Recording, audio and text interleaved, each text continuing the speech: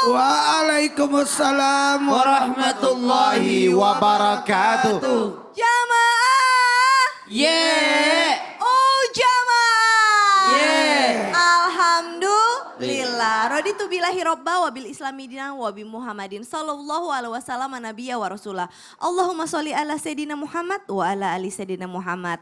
Jamaah. Yeah. Di sini siapa jamaah yang di rumah juga yang suka melakukan sunah-sunah baginda Rasulullah Sallallahu Alaihi Wasallam. Tapi kadang-kadang sayangnya kita sebagai manusia suka ngerasa menyepelekan. Udah sholat sunnah belum sebelum sholat subuh? Ah itu kan sunnah nggak wajib, nggak apa-apa, nggak dilakuin juga ternyata dosa. Ternyata banyak hal-hal sunnah yang kalau kita nggak lakuin bukannya dosa, tapi kitanya yang rugi. Karena sebenarnya itu adalah benteng untuk ngejaga ini ibadah-ibadah wajib kita. Nah sebenarnya seperti apa sih? Makanya tema kita pada pagi hari ini adalah hal sepele tapi ternyata kesukaan Rasulullah. Masya Allah, insya Allah kita akan belajar bersama dengan guru-guru kita. Ada Ustadz Maulana, Ustadz Syam dan juga ada Habib Utsman. Ustadz Maulana boleh ke depan dong. Sebelum kita belajar lebih dalam ya dan lebih detail tentang apa itu sunnah. Apa itu sunnah? Gambaran besarnya nih katanya ada 3 hal. Ada 3 hal. 3 jenis sunnah. Sunnah. Secara general, seperti apa sih Ustadz Maulana? Mohon tausiahnya. Makasih banyak. Izin Habib dan Ustaz Syams. Laqad kana lakum fi Rasulillahi uswatun hasanah. Dalam diri Rasulullah ada teladan. Ingat, kalau berbicara tentang sunnah, semua yang dilakukan Nabi adalah sunnah. Dan ingat, sunnah itu ada 3. Yakni ucapan, perbuatan, dan persetujuan. Namanya sunnah ucapannya. Mohon maaf, kata-kata yang terucap dari Rasulullah, qauli fi'liya, terus apa? Persetujuannya. Makanya ketika Nabi berbicara, sahabat nyatet. Itulah jadi hadis.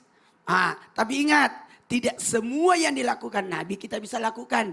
Tapi semua yang diperintahkan Nabi lakukan. Ini hebatnya nih. Kalau kaulia, ucapannya Nabi ini betul-betul detail ini. Kita harus lakukan. Kalau kapan Nabi ucapkan, itu jadi perintah. Ingat.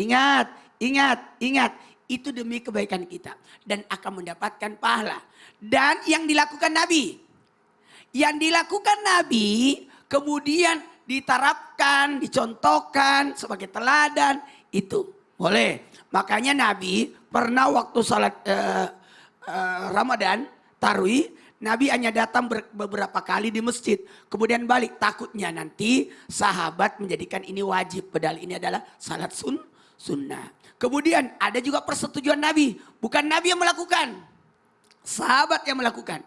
Dan Nabi mendiamkan. Maka diamnya Nabi adalah persetujuan bahwa itu boleh kita lakukan. Karena diamnya Nabi itu menandakan boleh. Masya Allah, jadi 3 ya, ucapan, perbuatan, dan juga persetujuan. Nah seperti apa nanti akan lebih dalam lagi kita bahas. Jazakallah khair Ustadz Maulana, Masya Allah. Jamaah! Sekarang kita mau belajar sama Habib Utsman nih. Habib, sebenarnya seberapa besar sih pahala kita ketika kita mencontoh sunnah Nabi? Karena kan banyak dari kita nih atau mungkin saya sendiri gitu yang suka menyepelekan, itu kan sunnah nggak wajib, nggak apa-apa lah, nggak dosa. Hei, Anda percaya diri sekali kalau ibadah wajib Anda itu sangat sempurna sehingga nggak perlu rasanya ngelakuin sunnah. Itu tuh bagaimana Habib? Mohon tausiahnya. Afwan Caca, Ustadz Syam, Ustadz Maulana. Bismillahirrahmanirrahim. Allahumma salli ala Sayyidina Muhammad wa ala ali Sayyidina Muhammad. Assalamualaikum warahmatullahi wabarakatuh. Waalaikumsalam warahmatullahi wabarakatuh. Alhamdulillahi rabbil alamin. Wassalatu wassalamu ala Sayyidina wa nabiyina wa maulana Muhammadin wa ala alihi wa sahbihi ajmain amma ba'du. Segala puji bagi Allah subhanahu wa ta'ala yang alhamdulillah kita kumpul di tempat ini ingin memahami sunnah-sunnahnya baginda Nabi Muhammad sallallahu alaihi wasallam. Man ahya sunnati fahuwa ummati. Siapa orang yang menghidupkan sunnahnya Rasulullah sallallahu alaihi wasallam, itulah umatnya Nabi Muhammad. Siapa orang yang menegakkan syariat yang dibawa oleh Rasulullah, yang mengatakan ini sunnahnya Rasulullah dan aku jalankan, itu berarti dia cinta kepada Nabi Muhammad sallallahu alaihi wasallam. Tapi kalau ada orang yang menyepelekan sunnah, sunnah doang. Orang yang menyepelekan sunnah berarti dia menyepelekan apa yang dilakukan oleh Rasulullah. Bahaya akan dirinya. Berbahaya akan kehidupannya. berbahaya akan setiap langkah yang dia lakukannya karena dia menyepelekan perbuatannya Rasulullah. Summa na'udzubillah. Jangan sampai kita jadi hamba Allah yang menyepelekan sunnah sehingga kita berada di dalam kehancuran. Orang atau manusia menyepelekan sunnah, maka dia cenderung akan melakukan perbuatan yang diharamkan oleh Allah.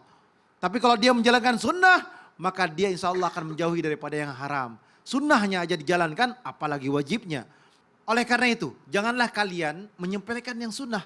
Karena sunnah mendatangkan pahala yang besar dari Allah Subhanahu wa Ta'ala. Mereka melakukan puasa sunnah Senin Kamis. Mereka melakukan puasa sunnah tanggal 13, 14, 15 tengah bulan. Mereka melakukan sunnah Qabliyah, Ba'diyah. Mereka melakukan sunnah yakni tahajud, bangun malam. Ini sunnah yang dianjurkan oleh Rasulullah. Dan bahkan Nabi Muhammad SAW tidak pernah meninggalkan salat sunnah witir.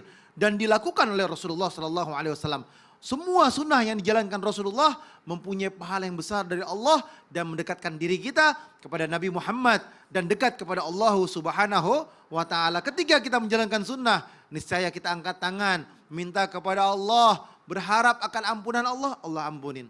Berharap akan pertolongan Allah, Allah tolong hamba tersebut. Karena apa? Sunnahnya dia tidak pernah tinggal. Sunnahnya dia selalu jalankan. Sunnahnya dianggap bagi dirinya ini kewajiban yang harus saya jalankan. Ini adalah hamba Allah yang Masya Allah luar biasa. Masya Allah, tabarakallah. Kasih tepuk tangan dulu dong Bu.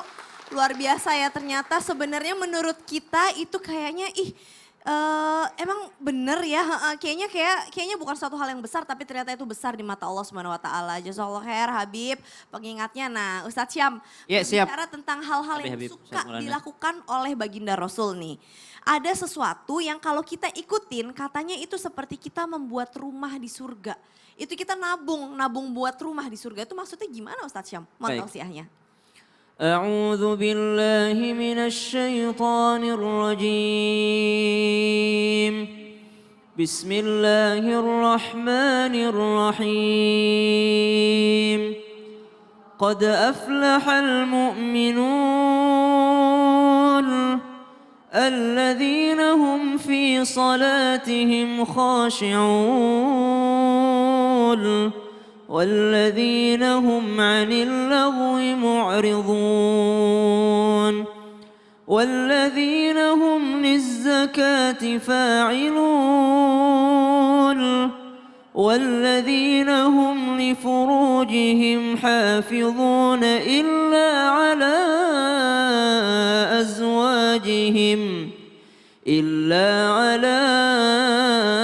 أزواجهم أو ما ملكت أيمانهم فإنهم غير ملومين. Penggalan daripada surah Al-Mu'minun tentang beruntungnya orang-orang yang beriman, diantaranya yang menjaga sholatnya. Sunnah selanjutnya yang sangat dicintai oleh baginda Nabi SAW, sehingga ada ulama yang mengklasifikasikan bahwa ini adalah sunnah yang muakkad, ada yang ghairu muakkad. Muakkad adalah sunnah yang sangat dianjurkan, bahkan mendekati wajib.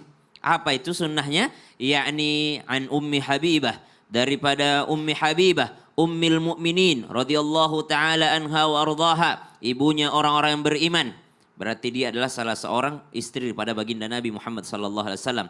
Qala, beliau berkata, sami'tun Nabiyya sallallahu alaihi wasallam, saya mendengarkan Nabi sallallahu alaihi wasallam bersabda, man shalla, siapa yang salat itsnatai asyarah, dia salat 12 rakaat fi yaumin wa lailatin, siang dan malam, maka bunyalahunna, maka dia akan dibangunkan, mereka akan dibangunkan baitum fil jannah, rumah di surga. Rawahu Muslim, hadis riwayat Muslim. Walid Tirmidzi nahwuhu, dan Imam At-Tirmidzi menambahkan 12 rakaat itu apa? 12 rakaat itu adalah tatawwu', salat sunnah yang mana 12-nya itu 2 rakaat sebelum subuh, 4 rakaat sebelum zuhur, 2 rakaat setelah zuhur, 2 rakaat setelah maghrib, dan 2 rakaat setelah isya. Itu yang ditambahkan oleh Imam At-Tirmidzi. Namun ada lagi salat sunnah rawatib yang lainnya yang tidak termasuk di antara muakkad, tapi bagus kita untuk melaksanakannya. Seperti sebelum asar, seperti sebelum maghrib, seperti sebelum isya. ya kecuali waktu-waktu yang terlarang seperti setelah subuh ataupun setelah asar. Jadi ada 12 rakaat yang sangat disenangi oleh baginda Nabi sallallahu alaihi wasallam. Wallahu taala alam au kama qala Nabi sallallahu alaihi wasallam. Masya Allah, ini aku ingat zaman SMP aku belajar ini Ustaz. Apa itu tabelnya? Iya, benar. Lah, ini kok ibu-ibu tiba-tiba masuk dalam ini sih? Nanti aja Ibu. Nggak kan Kita lagi syuting. takut nggak kebagian Pak Ustadz. Kan tadi Pak Ustadz mau nasinya. Ustaz, mau satu apa mau dua Ustaz? Ustaz mau satu mau dua? Satu.